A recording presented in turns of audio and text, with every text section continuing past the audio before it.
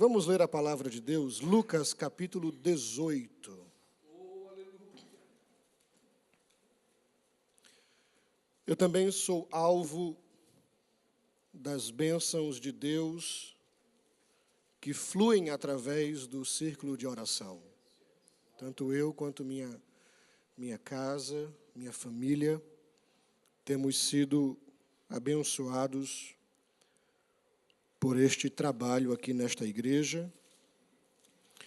E como o pastor Messias falou, se nós fôssemos abrir o espaço para todos que estão aqui testificarem do poder de Deus através da oração, todos nós teríamos algo para falar. E esta igreja só está onde está, porque nela existe uma coluna chamada oração. O que faz o ministério ser bem-sucedido não é a influência do seu líder, nem muito menos a influência do corpo ministerial da igreja, não é jogo de luz ou ambiente. O que faz um ministério bem-sucedido é o sucesso na prática da oração. Joelhos no chão. É o segredo da vitória. Eu sei que tudo se moderniza. Nós estamos vivendo numa época moderna. Se você falasse há 20 anos atrás que você ia poder ter um telefone que seria um smartphone, que você poderia entrar na internet, ler os seus e-mails. Estava vendo esses dias a primeira reportagem da Rede Globo quando eles lançaram o Motorola. Lembra do Motorola? Aquele tijolão Motorola. Mamãe comprou o Motorola assim que ele saiu. Na época foi R$700, que era muito dinheiro, era algo assim espetacular. Nós compramos o Motorola.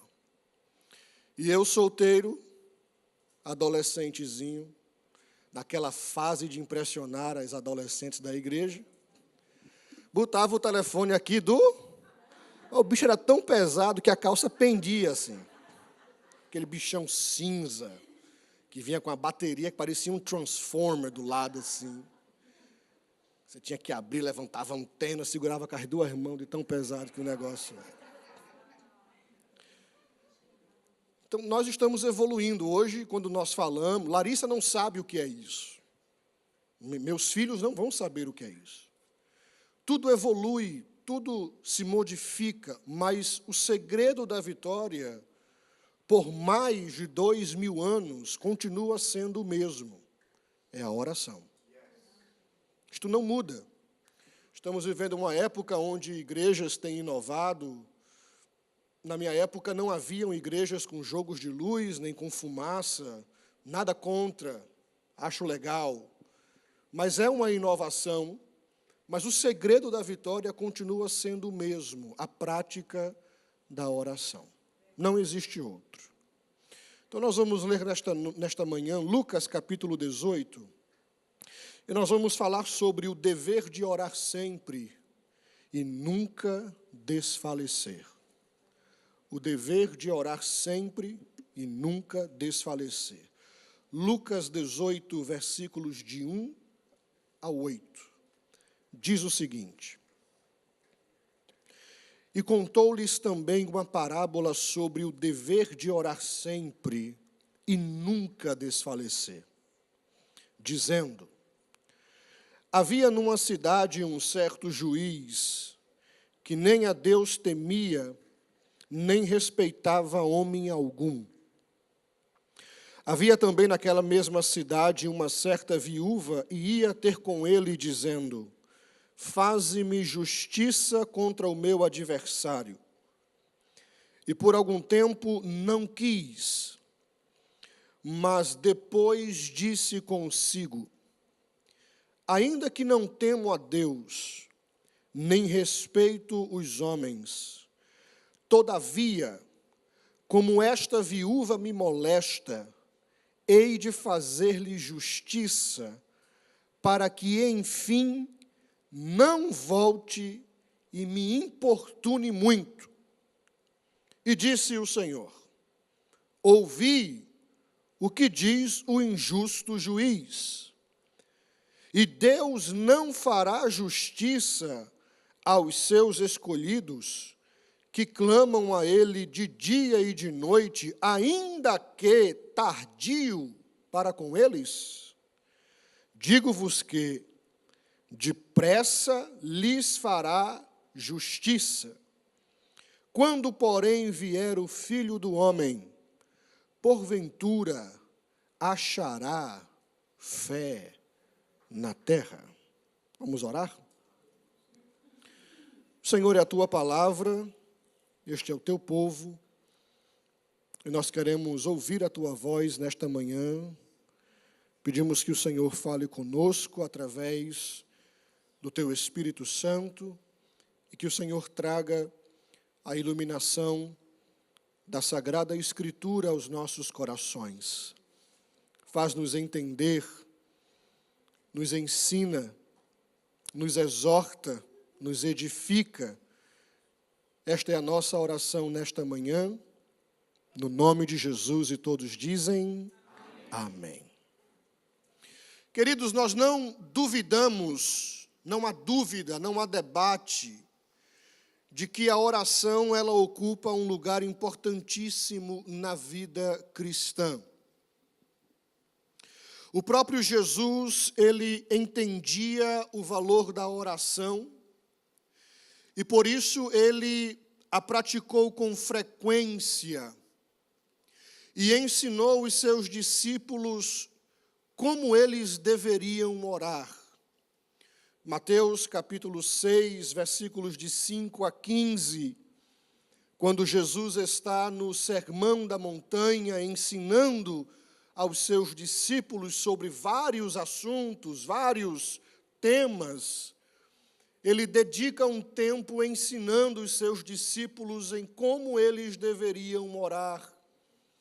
E ele introduz aos seus discípulos a prática da oração secreta, dizendo aos seus discípulos que quando eles fossem orar, eles deveriam entrar no seu quarto, fechar a porta e orar em secreto ao Deus que tudo vê. E que o Deus que tudo vê lhes recompensaria por aquela prática. Aqui em Lucas capítulo 18, nós temos o Senhor, mais uma vez, ensinando sobre o valor da oração. E nesta feita, Jesus enfatiza na oração paciente, na oração persistente, na oração perseverante. Nos primeiros 14 versículos do capítulo 18, Jesus ele vai contar duas parábolas que estão relacionadas à prática da oração. Na parábola que lemos, Jesus ele revela a atitude de Deus em relação à oração do homem. Na parábola seguinte, que é conhecida como a parábola do fariseu e do publicano, Jesus fala sobre um homem que orava confiando em si mesmo, crendo que era justo e desprezava os outros. Lucas capítulo 18, versículo 9. O propósito da parábola do juiz, que lemos nesta manhã, é o de ensinar a perseverança na oração e nos mostrar que Deus certamente responderá, mesmo que pareça por algum tempo que Ele não nos ouve quando pedimos. Eu sei que todos nós que estamos aqui já nos encontramos nesse cenário, nessa situação desconfortável, de que você está precisando de algo e você leva a Deus em oração, e o sentimento que você tem é de que Deus não está ouvindo o que você está pedindo. Porque você pede, pede, pede, pede, e a situação e a circunstância não muda. Muitas vezes até a circunstância piora. Mamãe, sábia filósofa que era, ela dizia o seguinte: meu filho, nada é tão ruim que não possa piorar. Então, às vezes, nós oramos e insistimos, e pedimos, e oramos com fé, mas somos introduzidos nesse ambiente desconfortável de que parece que Deus não está ouvindo a minha oração. O ensinamento de Jesus sobre a perseverança na oração vem em uma forma de parábola. E uma parábola, ela é uma história contada para explicar uma verdade complexa. Jesus sempre utilizou o método parabólico para ensinar sobre as verdades do reino de Deus. Ele usou parábolas para explicar temas complicados, como, por exemplo, a salvação, na parábola do semeador, em Lucas capítulo 8, versículos de 4 a 8. Jesus utilizou a parábola do grão de mostarda para falar sobre o reino dos céus, em Marcos capítulo 4, versículos de 30 a 32. Jesus usou a parábola do filho pródigo para falar sobre o perdão de Deus, em Lucas capítulo 15, versículos de 11 a 31.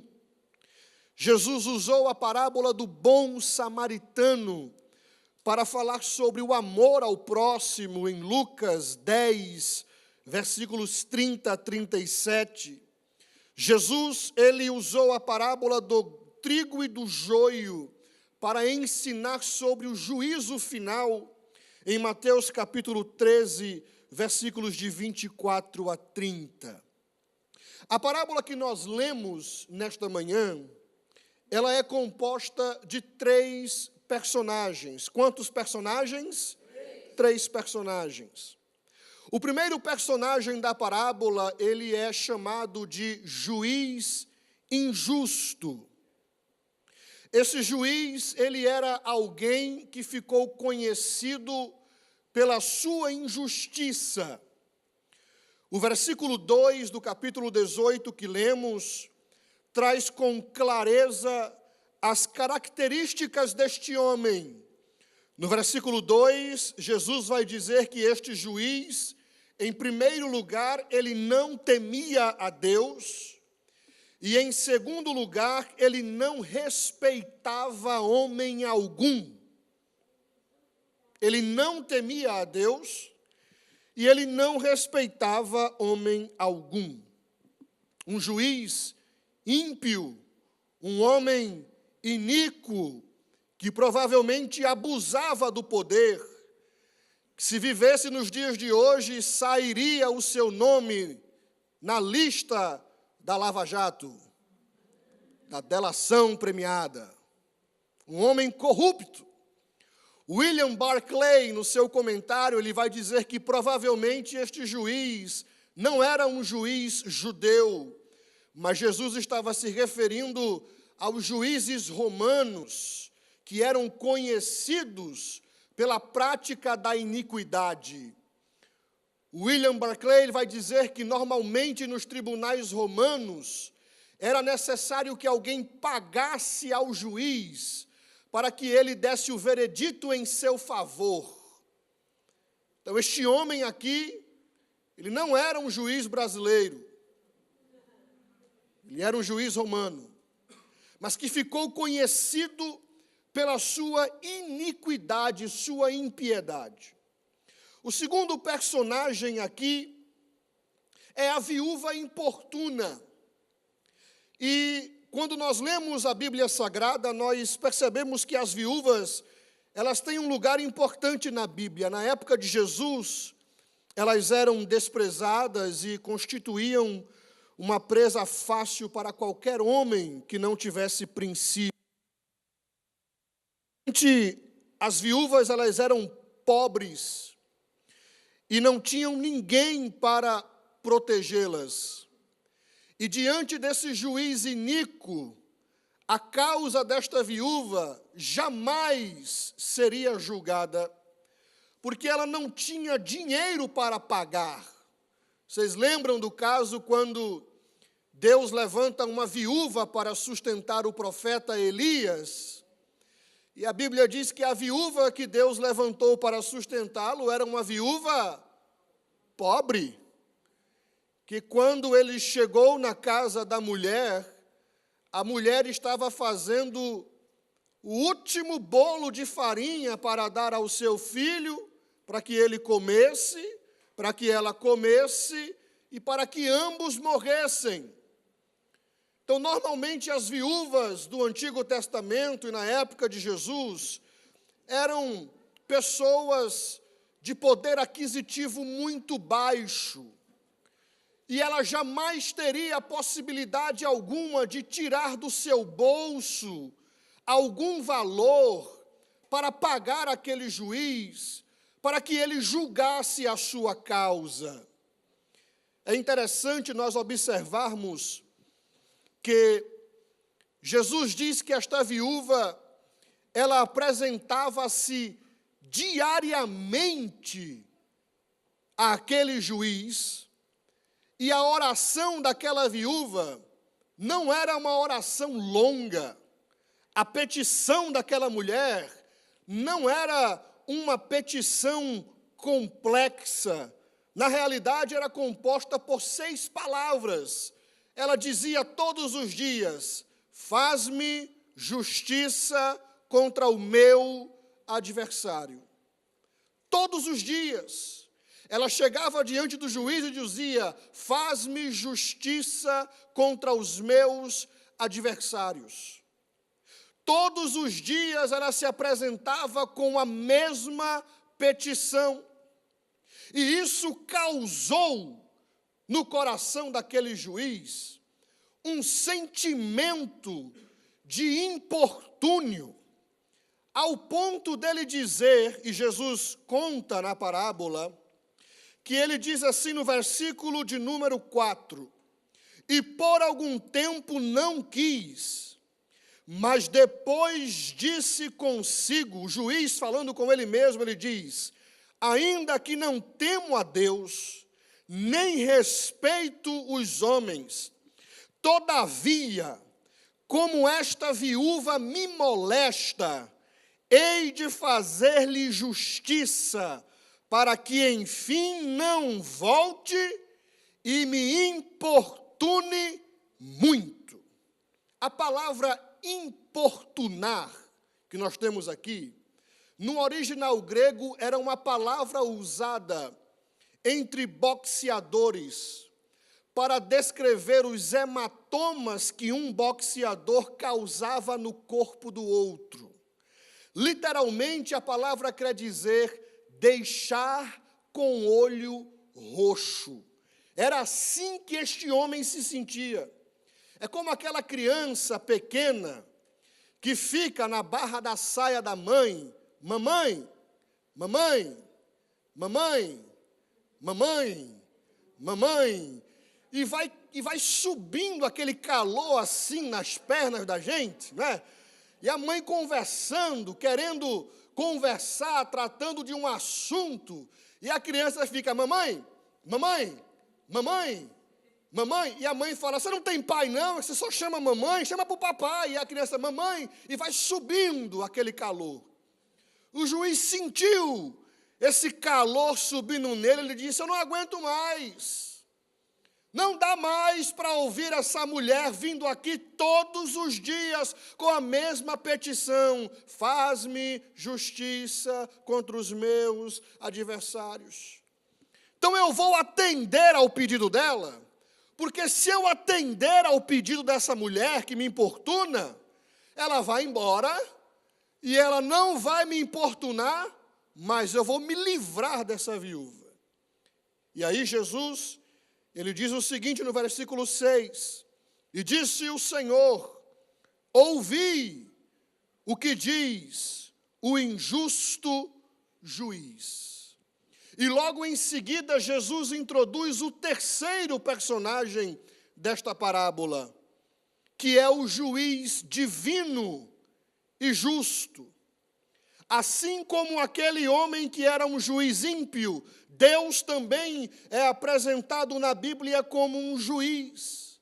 Salmo 94, versos de 1 a 2, o salmista diz: ó Senhor Deus, a quem a vingança pertence, exalta-te, tu que és o juiz da terra.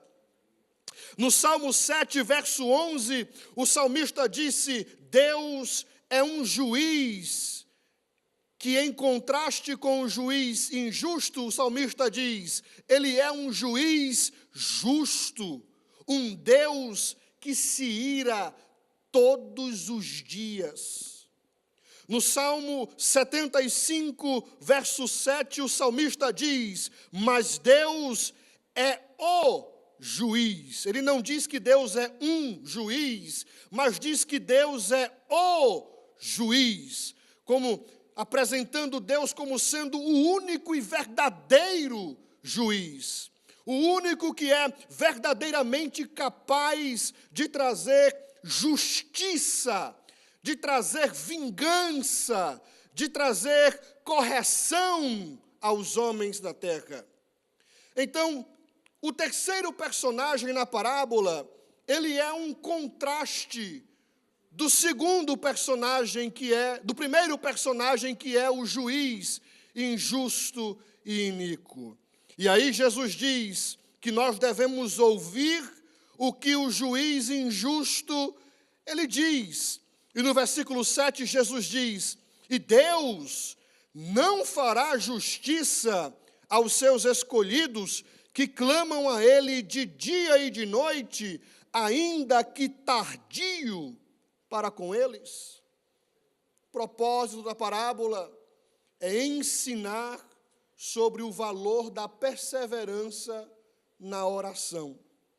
E o que é que nós aprendemos com esta história? Primeiro, nós aprendemos que orar é um dever. Diga comigo, orar é um dever. É isso que Jesus diz aqui no versículo 1. Ele fala a parábola e ele conta a parábola sobre o dever de orar.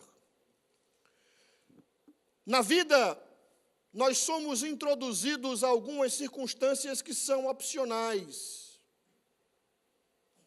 Comprar uma casa é opcional. Comprar um carro é opcional. Casar, por incrível que pareça, também é opcional. Existem aqueles que foram chamados para serem eunucos de natureza, de nascença. Existem pessoas que são felizes, mesmo que não contraiam o matrimônio. Não era o meu caso. Ele está lá traduzindo, eu tenho que me comportar.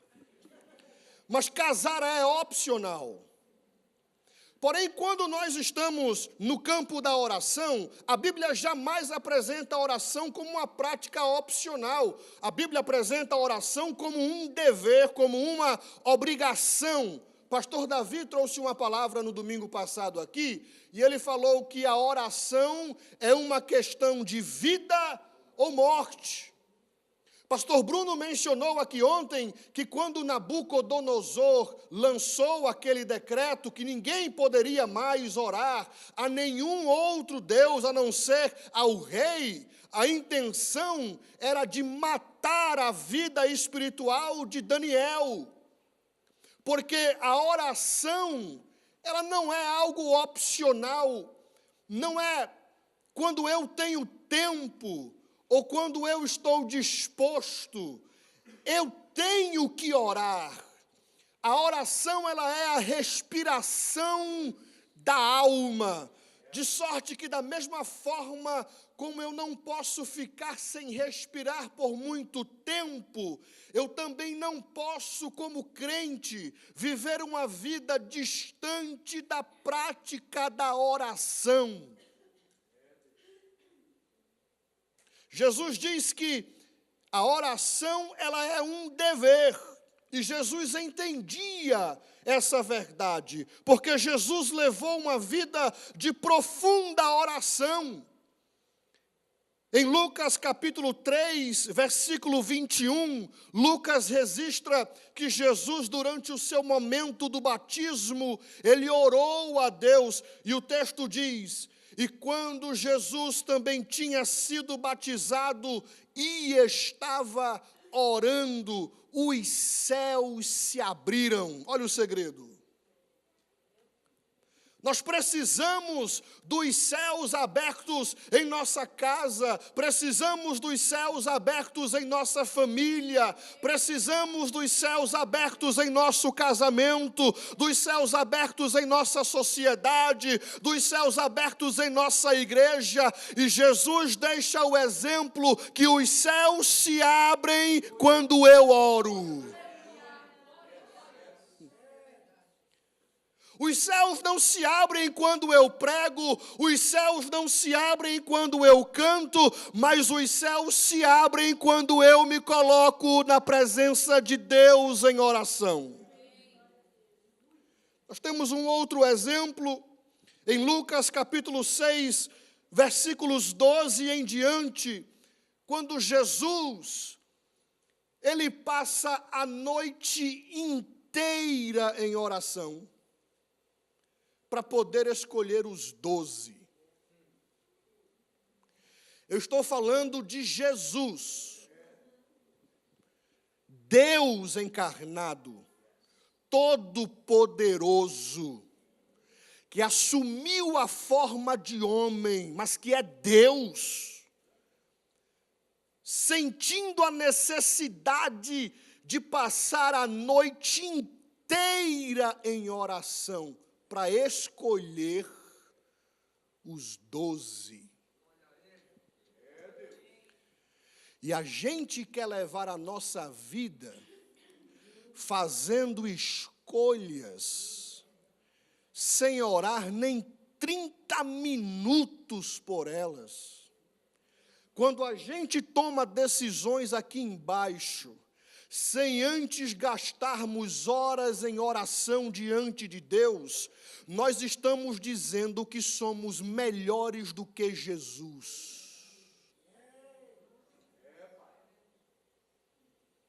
Quando você toma uma escolha sem orar, você está dizendo: eu sou melhor que Cristo, porque Jesus sentiu a necessidade de orar, e nós não sentimos. Aí fazemos as escolhas pelo impulso, fazemos as escolhas erradas, e quando dá errado, quem é que a gente vai procurar para consertar a besteira que a gente fez? Aí liga para o pastor: pastor, estou numa enrascada. Fiz isso e deu errado. Aí o pastor pergunta: você orou, meu filho, antes de fazer? Não, pastor, porque a proposta era tão boa, aparentemente, parecia ser algo tão bom, que eu tinha que dar aquela resposta assim, de imediato, aquela resposta já. Não tinha tempo para orar. Cuidado com as propostas que não te dão tempo para orar, porque na maioria das vezes é furada. Você tem que cozinhar a proposta no forno da oração. O cara dá a proposta para você, você fala: me dá um dia, ou me dá 2 dias, eu te retorno. Aí você pega a proposta, e lá no seu quarto você tem que ter um forno da oração. Você bota a proposta lá dentro, no forninho da oração, e deixa ela cozinhando lá, e vai orando a Deus, e vai falando com Deus, e quando Deus te direcionar, você toma a decisão certa. Tem que orar. Não tem como não orar. Jesus orou no Monte da Transfiguração. Jesus tomou consigo Pedro, Tiago, João e chamou eles para o alto de um monte para orar. E quando Jesus estava orando, diz o evangelista que o seu rosto se transfigurou. Uma nuvem cobriu aquele lugar e o lugar ficou tão gostoso que Pedro disse assim: Senhor,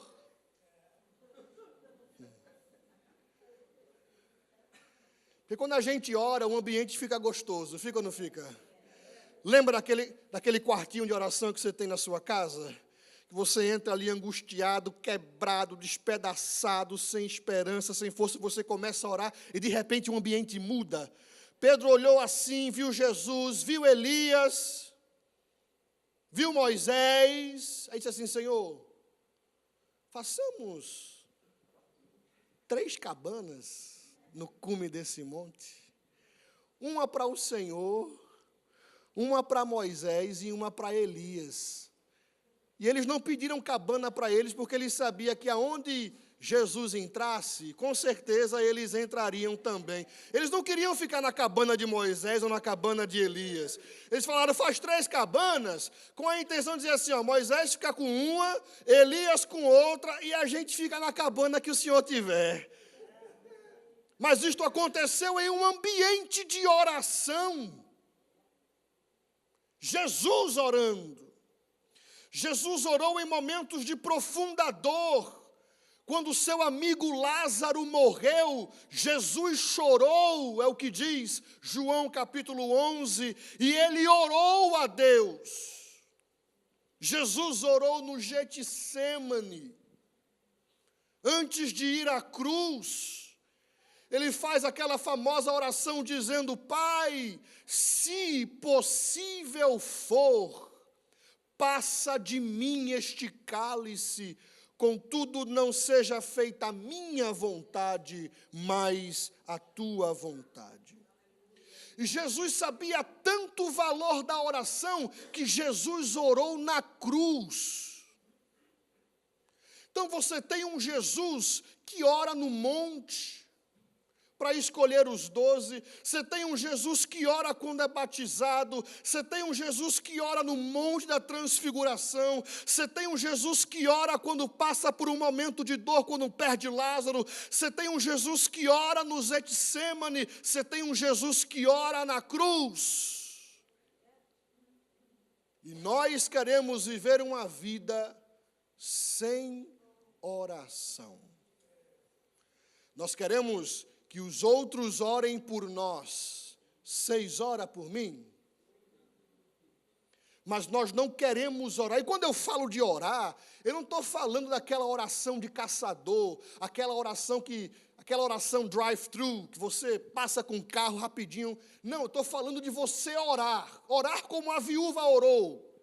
De você chegar lá todos os dias diante de Deus e dizer: Deus, a minha causa, é o meu filho, é a minha mulher, é o meu casamento, todos os dias, a oração com Deus, diante de Deus. De como eu falei aqui algum tempo atrás, de você desligar o celular, desligar o iPad, sair da net, sair do Zap. Porque tem grupo de oração no Zap, tem ou não tem? Tem. Os irmãos fazem grupo de oração no Zap. É uma bênção.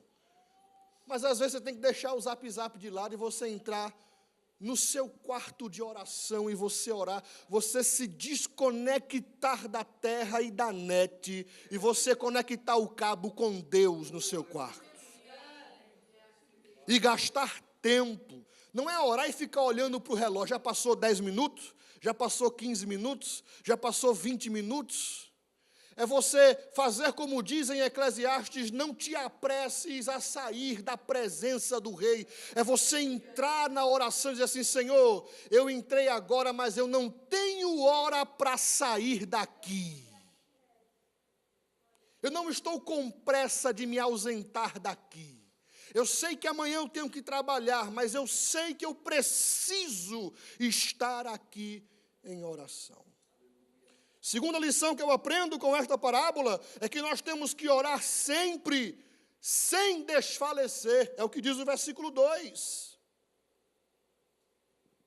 E não basta apenas orar, mas o texto diz que nós temos que orar sempre, ou seja, em todas as circunstâncias, assim como esta viúva, que continuou importunando aquele juiz injusto, até que ele julgasse a sua causa, nós devemos perseverar. E esta é a palavra-chave aqui, na oração.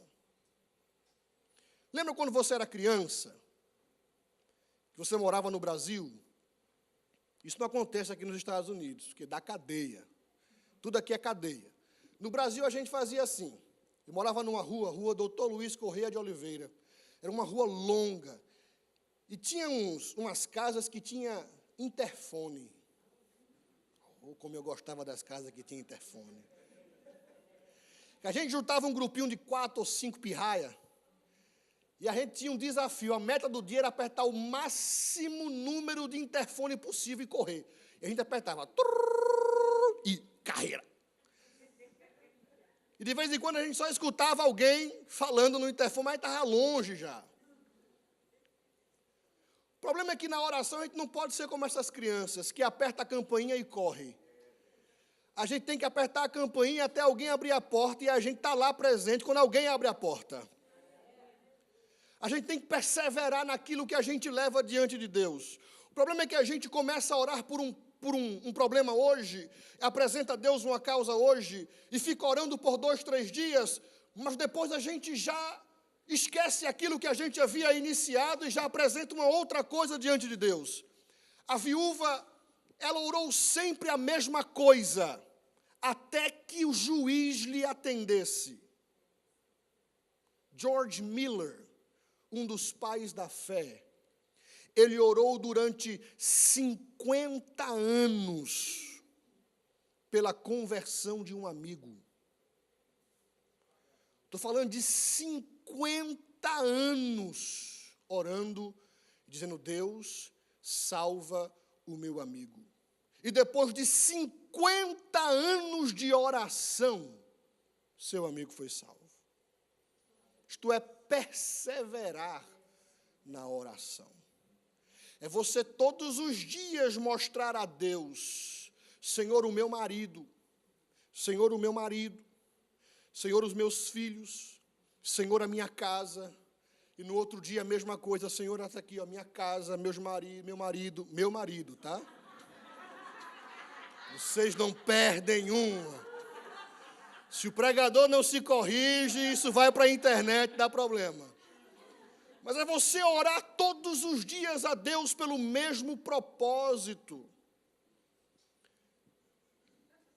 Perseverando naquilo que você está colocando diante de Deus. Como a oração de Daniel, que durante 21 dias ele estava na presença de Deus orando. E depois chega o anjo dizendo assim: Daniel, desculpa aí, rapaz, não sabe o que aconteceu. Na realidade, Deus tem ouvido você desde o primeiro dia que você começou a orar. Desde o primeiro dia que você começou a orar, Deus tem ouvido a tua oração, Daniel. Desde o primeiro dia. Mas demorou 21 dias para eu chegar aqui, porque um endemoniado do príncipe do rei da Pérsia se colocou contra mim. Eu tive que pedir ajuda para chegar aqui e trazer a resposta da tua oração. Mas durante 21 dias, Daniel orou e insistiu com Deus, oração com perseverança, como Ana, que orava constantemente a Deus por um filho. E eu acho lindo quando nós lemos o primeiro livro de Samuel, e Ana diz assim: Senhor, eu quero um filho homem. Específica no que queria. Deus, eu quero um filho. E ela orava a Deus todos os dias, e quando podia estava no templo orando, amargurada de alma. Eli, que era o sacerdote, um dia viu Ana orando. A Bíblia diz que ela balbuciava. Ela nem falava, ela mexia os seus lábios. Aí ele olhou para ela e disse assim: essa mulher está bêbada logo de manhã.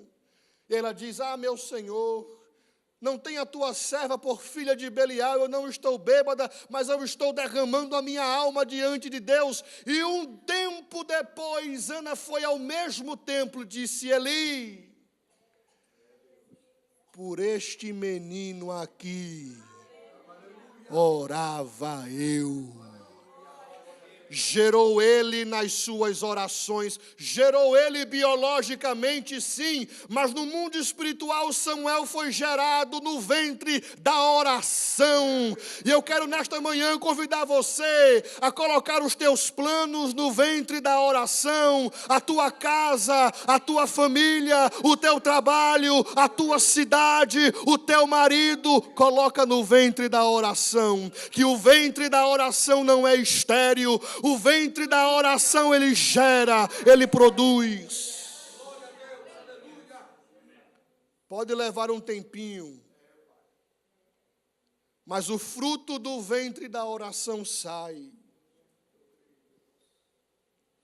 Os homens que tiveram as maiores experiências com Deus foram homens que viveram uma vida de oração perseverante, que lutaram com Deus como Jacó lutou com o anjo no Val de Jaboque.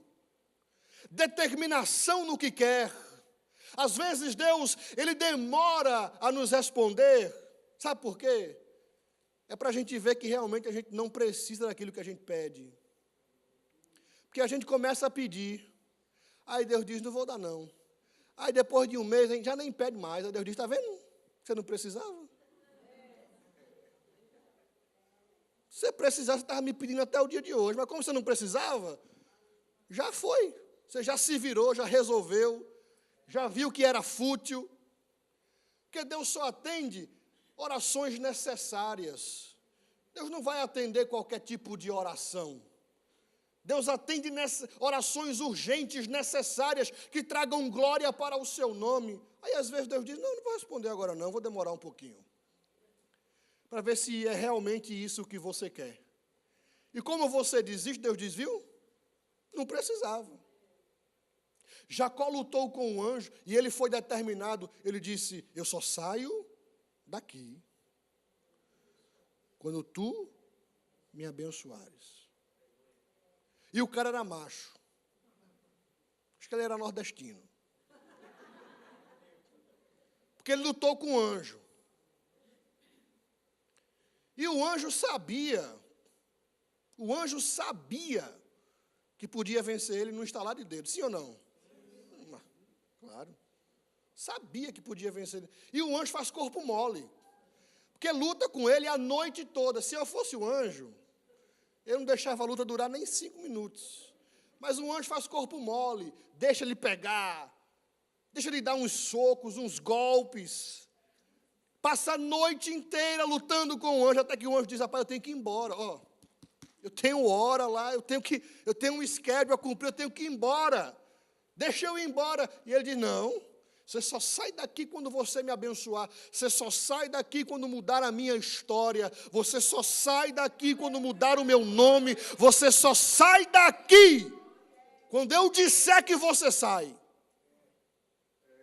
Aí o anjo vai lá, toca na juntura da sua coxa, e quando Jacó se vê rendido, o anjo pergunta: qual é o teu nome? Há 20 anos atrás, alguém havia feito a mesma pergunta a Jacó.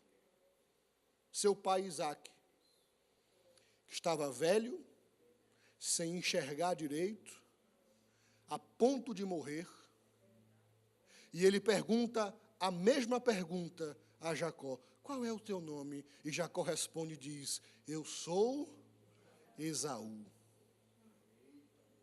Colocou peles de ovelha sobre o seu corpo, porque Esaú era peludo.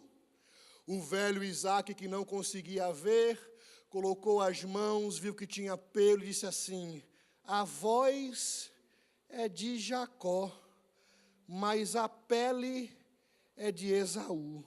Então eu vou abençoar, e abençoou. E Deus ouviu aquela pergunta de Isaque. E passaram-se 20 anos, e agora Jacó está lutando com Deus no Val de Jaboque, e Deus pergunta a ele: qual é o teu nome?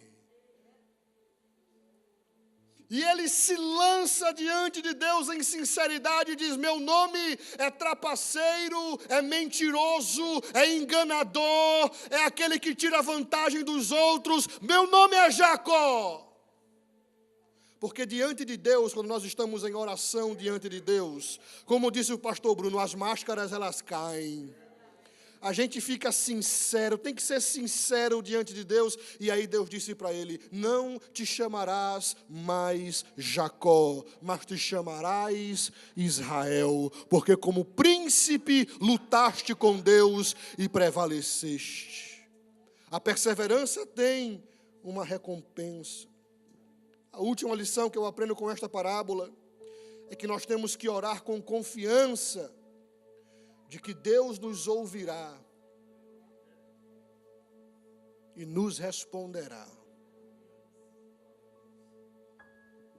Se você não crê que Deus vai te responder, nem ore. Vai tomar um sorvete, vai fazer qualquer outra coisa, vai escutar o Dr. Phil. Mas se você não crê que Deus vai responder, nem ore. Nós temos que orar crendo que Deus é poderoso para responder a nossa oração. Temos que nos aproximar diante dele em oração, crendo que Deus ele pode fazer, que ele tem poder para fazer.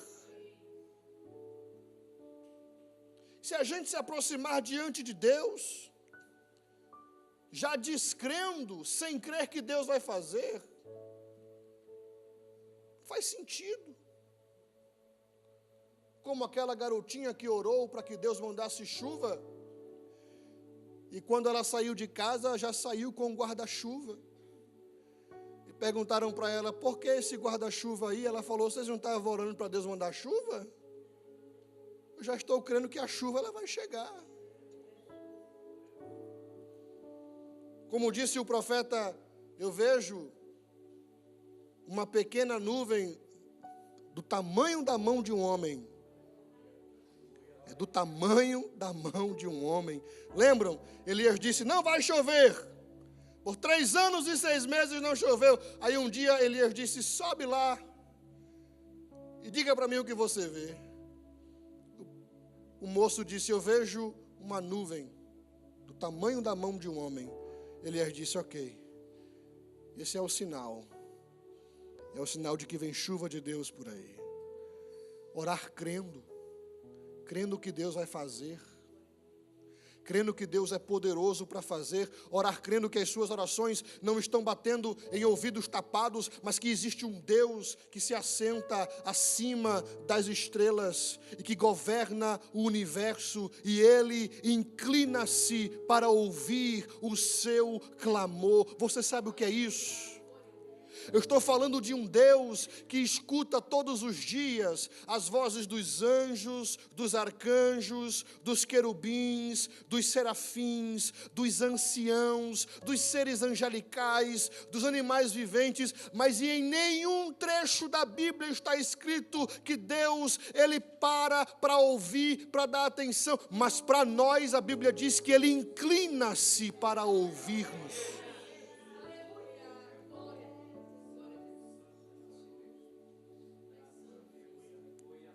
E você liga para o pastor para resolver o teu problema. Você tem acesso ao chefe do pastor. Você liga para o pastor Messias para ele resolver os teus pepinos. Você tem acesso a alguém que está acima dele. Você tem acesso direto, ainda que o pastor Messias atenda praticamente 99% das ligações, que ele pode estar no banheiro, tomando banho, o telefone toca, ele: meu filho, eu estou aqui, meu filho. Está em cima da escada, o telefone toca. Pai do Senhor, meu filho, como é que você está, meu filho, tudo bem?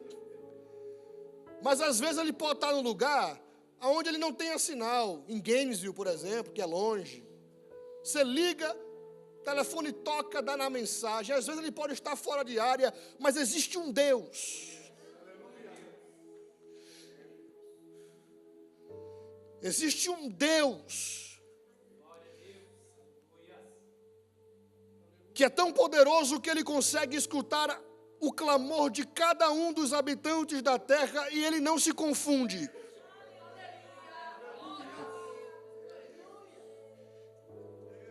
Ele não se confunde. 7 bilhões de pessoas no planeta. E muitas delas orando ao mesmo tempo. Todas com necessidade, Deus sabe a voz de cada um. Diz assim, não, esse é o meu filho Messias. Esse é o meu filho Bruno. Esta é a minha filha Norma. Este é o meu filho Tiago. Este é o meu filho Aurélio. Deus não se confunde. E quando Deus manda a resposta, a sua resposta não cai na oração do outro. Quando Deus manda a resposta, a bênção não cruza a linha.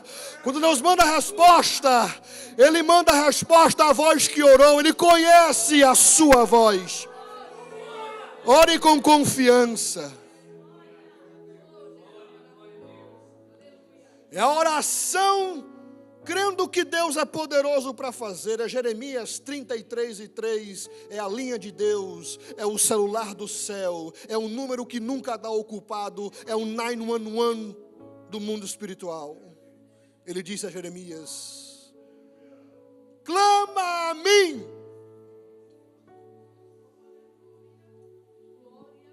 Eu te desafio a clamar a mim. Clama, Jeremias, clama a mim, e eu responder-te-ei. Tem dúvida? É Deus batendo no peito e dizer, se você for homem para clamar, eu sou Deus para responder. Se você tiver peito para clamar a mim, eu tenho peito para te responder. Clama a mim. E responder-te-ei, e anunciar-te-ei coisas grandes e firmes que tu não sabes.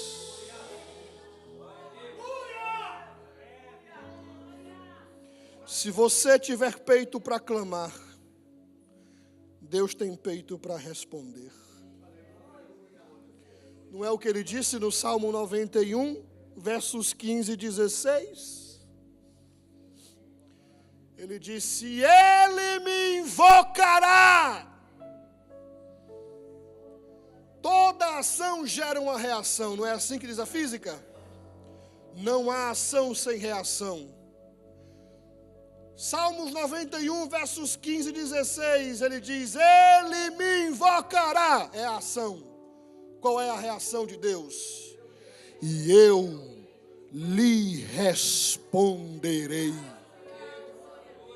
Não somente isso, ele diz, estarei com ele na angústia.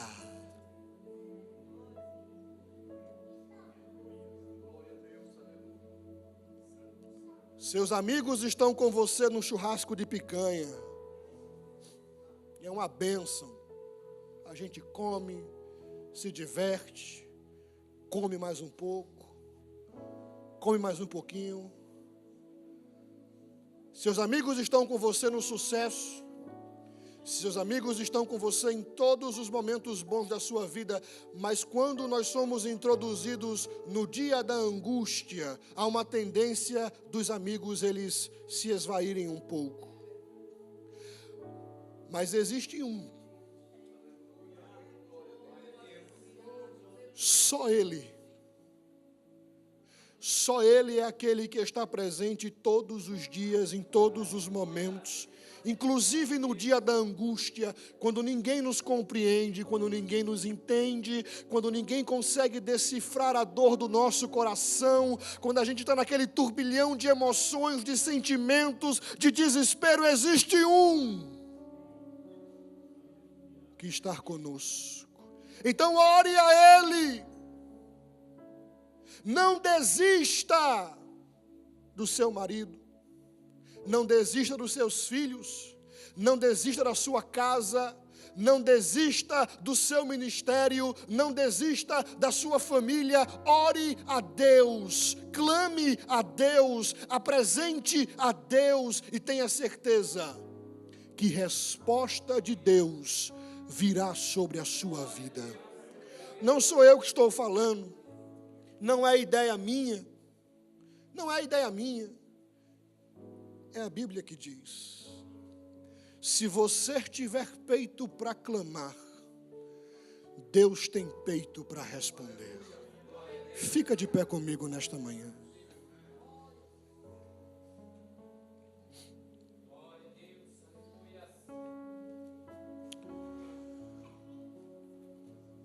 Você não vai ganhar as batalhas da sua vida falando sobre o PT no Facebook. Você não vai ganhar as batalhas da sua vida discutindo política no Facebook, no WhatsApp. Não é assim que você vai ganhar as batalhas da vida. Você vai vencer as batalhas da sua vida na oração. Na oração. Enquanto todos dormem, você está de joelhos na presença de Deus. Antes de começar o seu dia, de ir para o trabalho, de enfrentar aquele patrão, de fechar aquele negócio, você passa horas na presença de Deus e diz assim: Senhor, eu te apresento o meu dia, eu não sei as decisões que vou ter que tomar, mas desde já eu oro por sabedoria. É assim que você vence. Eu quero convidar você nesta manhã a fechar os seus olhos e a viver uma vida de oração, a assumir esse compromisso com Deus para viver uma vida de oração. Na oração encontro calma, na oração encontro paz. Orar a Deus faz bem à alma, falar com Deus me satisfaz.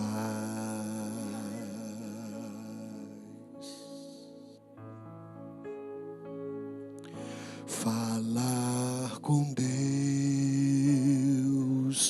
que privilégio, abrir a alma ao Criador e ouvir, sentir que os céus estão abertos e ouvir a voz do Salvador. Grande é o nosso Deus e as obras que Ele faz no seu amor não tem limites, e em seu perdão